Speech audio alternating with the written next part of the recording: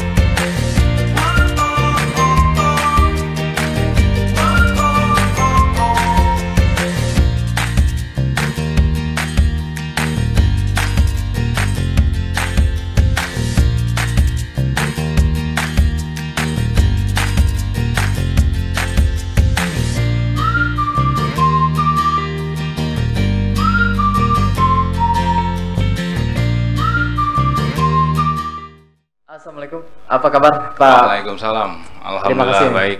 sudah berkunjung di studio kami. Sama-sama, terima kasih. Pak, sebelum kita berbincang lebih luas, Baik. ada baiknya mungkin Bapak bisa memperkenalkan terlebih dahulu nih, siapa sih Bapak, terutama kepada pemirsa di rumah nih yang lagi nonton kita. Baik. Silakan. Baik, terima kasih. Nama saya Dadan Firdani, usia saya 40 tahun. Saya dari keluarga Bapak Daud Firdaus dan Ibu Nina Marliana. Saya anak pertama, alhamdulillah saya sudah berkeluarga, memiliki 2 orang putra dan 1 orang putri. Anak sulung sudah Ya. menikah dan 3 orang anak. Ya, betul. Sekarang hendak mencalonkan kepala desa. Insya Seperti Allah. itu. Nah, Pak, biar lebih akrab gitu ya, mungkin Betul. apa? Saya bisa panggil apa nih, Bapak? Kang Firdan aja kayaknya. Kang lebih Firdan akrab ya. Baik, Kang Firdan. Dari informasi yang kami terima, bahwasanya Kang Firdan ini kan hendak mencalonkan kepala desa di desanya, Betul. tempat di mana Kang Firdan tinggal seperti itu. Betul sekali. Dan kebetulan juga dulu sebetulnya juga perangkat desa di situ, Pak ya. Betul, betul. Nah, gimana tuh historinya? Bisa diceritakan nggak? Ya. Latar belakang saya memang sebagai perangkat desa. Saya bekerja selama 3 tahun, dari tahun 2017 sampai tahun 2020. Sekarang dalam proses pencalonan kepala desa ini membawa visi apa sih, Pak? Visi saya lebih kepada gotong royong, bagaimana kita bersama-sama memajukan desa untuk desa Banjarwaru lebih maju dan lebih berkembang. Desa Banjarwaru agar lebih maju Betul dan sekali. berkembang seperti itu. Memang sejauh ini menurut pandangan Kang Firdan ini desa Banjarwaru seperti apa itu, Pak? Desa Banjarwaru adalah desa yang unik, desa yang penuh banyak sekali dengan yang namanya potensi, baik itu dari sumber daya alam, sumber daya manusianya, dengan kondisi desa yang sangat majemuk. Sangat majemuk. Betul sekali. Seperti halnya desa-desa yang lain tentunya, Pak ya. Sangat. Majemuk. Iya. Banyak potensi dan banyak juga mungkin permasalahan nanti, Pak, sebetulnya. Pastinya. Nah, dalam permasalahan ini pemerintah desa tentu menjadi faktor utama begitu, Pak. Betul. Bagaimana nanti ketika Bapak terpilih menjadi kepala desa hendak membawa pemerintahan desa Banjarwaru ini ke arah mana sih, Pak? Ya, betul sekali. Saya terdorong untuk mencalonkan diri sebagai kepala desa dikarenakan memang banyak permasalahan yang ada di desa yang memang harus kita selesaikan. Dari perihal yang namanya kebutuhan-kebutuhan masyarakat, tentang pelayanan masyarakat, dan di sini bagaimana cara kita untuk membenahi, dan saya tahu betul apa yang harus saya lakukan ketika nanti saya terpilih menjadi seorang kepala desa. Membenahi sebuah desa Sebuah melalui pemerintahannya ya. Betul sekali. Baik. Ketika saat itu Kang Firdan di perangkat desa begitu ya, Betul. akan sangat erat kaitannya dengan pelayanan desa, Kang Firdan. Iya, betul sekali. Nah, apa yang akan Kang Firdan berikan terhadap bidang pelayanan di desa ini, Kang? Yang akan saya berikan adalah terutama di awal kita harus membenahi dulu stakeholder yang ada, baik dalam perangkat desa, kelembagaan, hal yang terkait dengan bagaimana memberikan pelayanan yang terbaik untuk kepada masyarakat, supaya masyarakat kita mendapatkan pelayanan secara cepat dan tepat.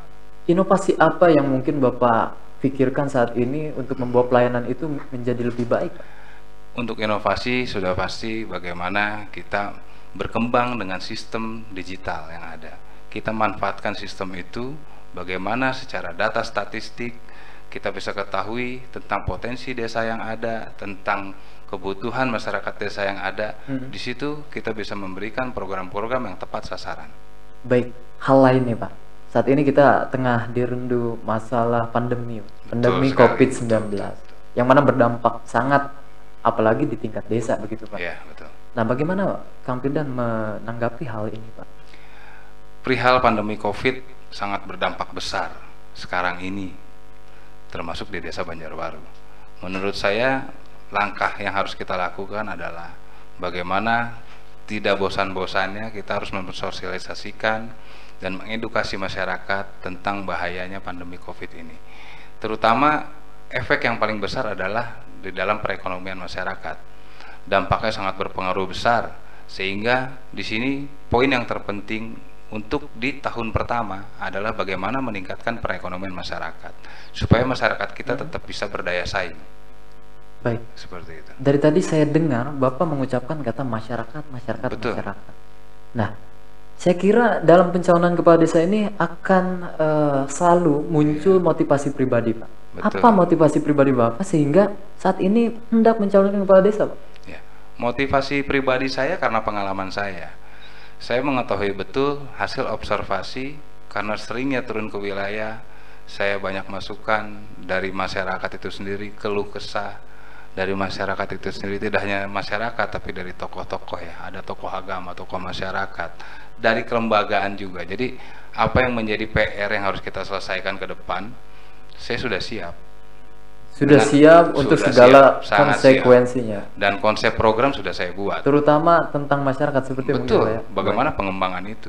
Nah, kita masuk ke proses pilkadesnya, Pak. Betul. Dalam hal ini apa itu yang disebut dengan kampanye, sosialisasi, program dari yang Bapak miliki gitu. Saat ini kan ada yang namanya protokol kesehatan berlaku seperti itu, Pak. Betul. Nah, bagaimana? Apa ini mengganggu jalannya kampanye Bapak atau seperti apa? Perihal mengganggu menurut saya tidak. Karena apa? Masih banyak cara.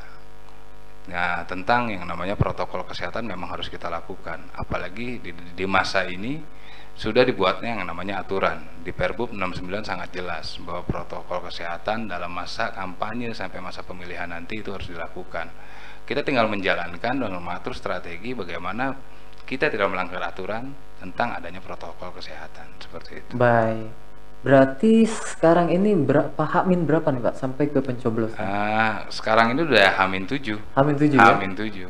Dan dalam tahapan itu penyelenggaraan kampanye Bapak diberikan jatah waktu berapa lama Pak? Ya, untuk penyelenggaraan kampanye kita mendapatkan jatah waktu 3 hari, tapi dari setiap calon itu hanya setengah hari. Setengah hari. Setiap calonnya? Setiap calonnya, betul.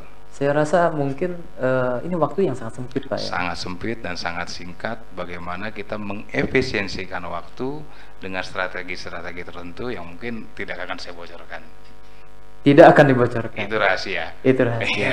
Nah, kerahasiaan ini mungkin akan jadi poin penting bagi setiap calon begitu Pak? Betul, pasti. Tapi di sisi lain, keterbukaan atau program-program itu pun harus tetap disosialisasikan kan Pak? Harus. Nah, untuk saat ini, program unggulan Bapak itu apa sih? Program unggulan saya yang paling utama adalah bagaimana masyarakat akan mendapatkan yang namanya kartu pelayanan terpadu. Kartu pelayanan terpadu. Dan secara gratis. Maksudnya kartu pelayanan terpadu ini apa Pak? Ya, kartu pelayanan terpadu ini adalah bagaimana memberikan pelayanan secara cepat dan tepat. Jadi kita akan mempunyai basis data. Basis data secara statistik.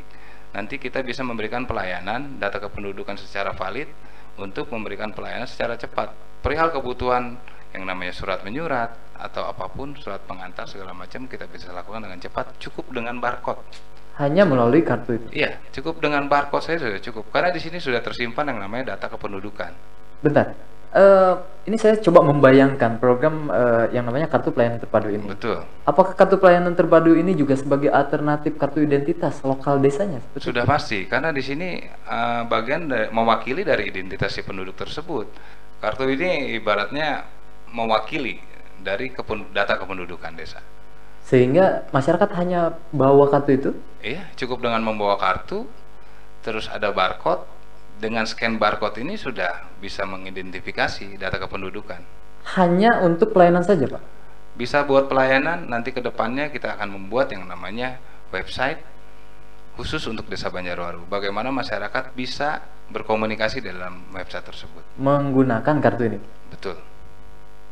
Saya baru dengar, Pak. Tapi ini salah satu inovasi yang Bapak bawa untuk diberikan pada kontestasi saat ini ya? Ya harus, karena memang era kita sekarang udah era digital. Baik Kang Firdan, perbincangan kali ini sangat seru sekali. Hanya saja waktu kita memang sangat terbatas begitu ya. Yeah. Namun saya kira perbincangan ini akan bertambah seru ketika waktunya lebih luas begitu. Nah, Kang Firdan, penghujung acara.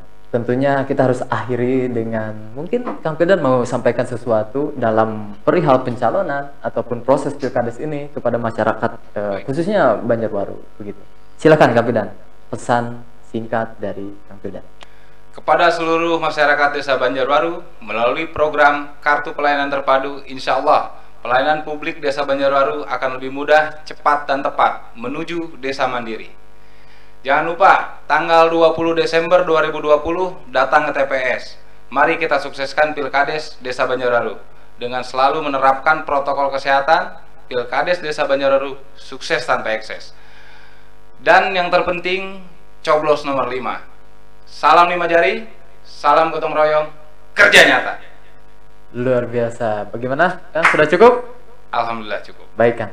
Terima kasih atas waktunya. Sudah berkunjung dan kita sudah berdiskusi begitu panjang lebarnya, dan semoga kita bisa berbincang di lain waktu, Kang. Siap, terima kasih. Baik pemirsa, itu dia perbincangan kita dengan Dadan Firdani, salah satu calon kepala desa Banjarwaru, Kecamatan Ciawi, Kabupaten Bogor. Semoga kita selalu sehat dan tetap bersemangat. Sampai jumpa lagi di Sekilas Bincang selanjutnya dari Studio 1 Pena Publik melaporkan.